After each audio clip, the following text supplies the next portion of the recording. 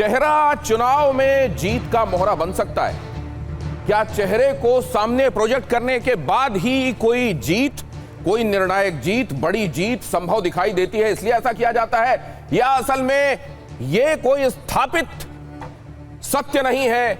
और कई बार कम से कम भारतीय जनता पार्टी ने हाल के दिनों में चुनावों में इसको आपने देखा कि किसी चेहरे को प्रोजेक्ट किए बगैर भी बड़ी जीत हासिल की है। आज जब चेहरा प्रोजेक्ट किया गया महागठबंधन की तरफ से, तो असल में एक और कदम आगे बढ़ा दिया गया जंग के मैदान में और एक एज हासिल कर ली गई अपने विरोधियों के ऊपर। या असल में इससे कोई खास फर्क नहीं पड़ता, आज का दिन चेहरे की राजनीति के नाम पर रहा।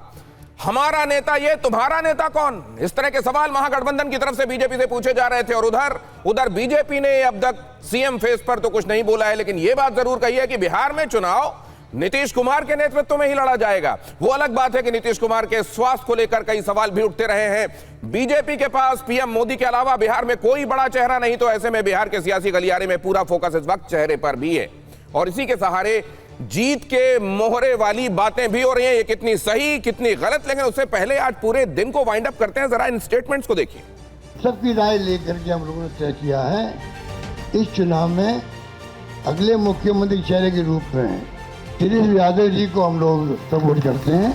अब हम पूछना चाहते हैं इनकी पार्टी के अध्यक्ष जी से, आपका नेता कौन है बता दीजिए। जी के साथ जो है जो अन्याय हो रहा है एनडीए में, तो हम लोग तो शुरू दिन से ही कह रहे थे कि भाजपा के लोग नीतीश जी को दोबारा मुख्यमंत्री नहीं बनाएंगे। एक बात मैं बहुत बीमारी से बोल रहा हूँ कि आज उन्होंने जो भी घोषणाएं की हैं वो शुद्ध हवाबाजी है।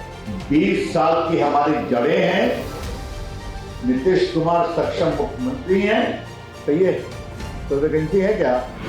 लालू यादव जी अपने बेटों के लिए गोड़ हाथ पड़ के किसी तरह घोषणा करवाया। ये गठबंधन नहीं है, ठगबंधन है।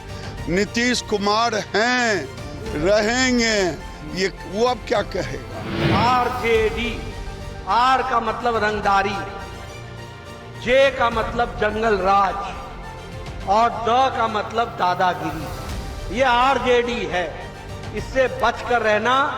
ये हाथी के दांत दिखाने के और खाने के और। तेजस्वी यादव जी को हम लोग सपोर्ट करते हैं। आपका नेता कौन है बता दीजिए। यानी आप मान के चलिए कि नीतीश कुमार जी का ये आखिरी चुनाव है। नीतीश कुमार सक्षम मुख्यमंत्री हैं, तो ये तो वैकेंसी है क्या? ये गठबंधन नहीं है, ठगबंधन है।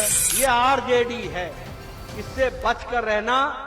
बहुत सारी बातें कही गई हैं, उन तमाम बातों को भी इसमें मैंने शामिल किया ताकि आपको ये पूरे दिन में जो आज हुआ है वो समझ में आ जाए क्या क्या महत्वपूर्ण हुआ है। लेकिन वो बात जिसके इर्द गिर्द तमाम बातें घूमती रहीं वो ये कि अगर महागठबंधन की तरफ से चेहरा सामने रख दिया गया है कौन होगा सीएम, तो क्या पहले ही असल में एनडीए ने स्पष्ट कर दिया, उसको स्पष्ट करने की जरूरत नहीं है, या बीच में कुछ ऐसी बातें हुई जिसमें कहीं स्पष्टता का अभाव दिखाई दिया? और चेहरा क्या बहुत इंपॉर्टेंट होता है? चेहरा ही जीत का मोहरा है क्या? आगे आपको दिखाऊंगा, लेकिन उससे पहले आज के हमारे मेहमानों से आपका परिचय करा देता हूं। प्रदीप भंडारी, जो कि अब भारतीय जनता पार्टी के प्रवक्ता तो हैं लेकिन सीफोलॉजिस्ट भी रहे हैं और वो जानते हैं कि चुनाव में कितना असर किसी चेहरे का होता है या नहीं होता है।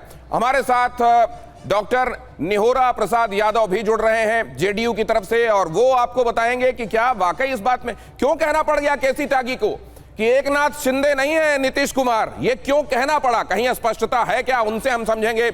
हमारे साथ राजेश राठौर भी जुड़ रहे हैं, प्रवक्ता हैं कांग्रेस के, उनसे हम जानेंगे कि पप्पू यादव को क्यों कहना पड़ रहा है कि ये मोदी बनाम राहुल गांधी है, यहां तेजस्वी कहीं नहीं है। अरे भाई, अब इसकी क्या जरूरत है? उनसे भी हम समझेंगे। और हमारे साथ जुड़ेंगे प्रोफेसर श्याम कुमार, प्रवक्ता आरजेडी के, और वो भी क्योंकि पॉलिटिकल साइंस पढ़ाते हैं किरोड़ीमल कॉलेज में, तो वो भी आपको बड़े अच्छे से ये बता सकेंगे कि चेहरे को प्रोजेक्ट करना कितना नफा नुकसान का बायस बनता है या नहीं बनता। लेकिन पहले जरा देखिए, ये अड़ी में सबसे पहले मैं आपको ये दिखाता हूं कि आज चेहरा जीत का मोहरा, ये बातें क्यों होती रहीं? चेहरों को लेकर बातें हुई। ये कहा गया कि प्रधानमंत्री नरेंद्र मोदी के तौर पर सबसे बड़ा सबसे सशक्त चेहरा तो पहले ही एनडीए के पास है और नीतीश कुमार को लेकर कहीं कोई गुंजाइश नहीं है। ये बातें बार बार कही जाती रही कि नेतृत्व तो उन्हीं का रहेगा चुनाव में। लेकिन आज महागठबंधन ने सवाल पूछ दिया कि हमारा नेता तो सीएम के तौर पर हम सामने रखकर चल रहे हैं तेजस्वी को, आपका नेता कौन? और इसके बारे में उन्होंने ये तथ्य भी रखे कि ना कोई अभी तक ज्वाइंट प्रेस कॉन्फ्रेंस हुई है, ना घोषणा पत्र को लेकर कोई बात बनती हुई दिखाई दे रही है। नीतीश कुमार का स्वास्थ्य पहले ही सवालों के घेरे में रहता है। ऐसे में क्या नीतीश चेहरे हैं या नहीं है? और खासतौर से तब जब गृह मंत्री की तरफ से एक इंटरव्यू के दौरान यह कह दिया गया था और उसके निहितार्थ ऐसे निकाले गए थे, और यह तो बात सही है कि जब चुने हुए विधायक आते हैं, किसी एक नाम पर मुहर लगाते हैं, वो सीएम बनता है सबसे बड़े दल का। लेकिन इस बात को जब कहा गया तो यह समझा गया कि यह कहा जा रहा है, इसका मतलब क्या नीतीश के अलावा भी कोई हो सकता है? बहरहाल इन चेहरों के इर्द गिर्द बात चलती रही, लेकिन आज ये बड़े गेनर बनकर उभरे। बहुत दिनों से कह रहे थे कि डिप्टी सीएम हमको बनाया जाना चाहिए, बीच में तो खारिज कर दिया गया। इतने नाराज हो गए कि एनडीए में चले जाएंगे क्या, जहां से शुरुआत की थी, यह बात भी होती रही। लेकिन मुकेश सहनी ये चेहरा क्या आज का सबसे बड़ा गेनर है?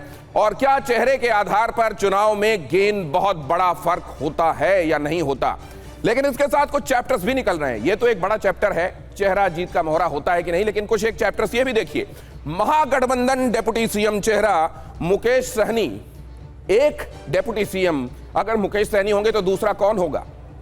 दूसरे को लेकर वैसा अनाउंसमेंट अभी क्यों नहीं हुआ जैसा मुकेश सहनी को लेकर अनाउंसमेंट कर दिया गया? ये क्या मजबूरी थी कि मुकेश सहनी का नाम तो अनाउंस किया गया, और ऐसा क्या अभी दृश्य स्पष्ट नहीं है कि दूसरा नाम अभी से नहीं कहा जा सकता? क्योंकि आखिरकार तो बिहार में जातियों को साधना ही सबसे बड़ा टास्क होता है। तो अगर एक जाति साध ली गई थी तो फिर दूसरे के को लेकर अस्पष्टता क्यों है? तेजस्वी यादव अगर यादव के तौर पर वहां होंगे और यहां पर मुकेश सहनी निषाद कम्युनिटी को 2.5% वाली रिप्रेजेंट करते हुए कई जगहों पर इनके लिए जीत का कारण बनेंगे, तो फिर कौन बचता है? क्या वो मुस्लिम चेहरा होगा कोई? ये सब बातें भी हो रही हैं। चैप्टर नंबर 2 की तरफ आपको ले चलता हूं। चैप्टर नंबर 2 क्या होगा? उत्तर बिहार के फैक्टर क्या इसीलिए मुकेश सहनी तय कर लिए गए?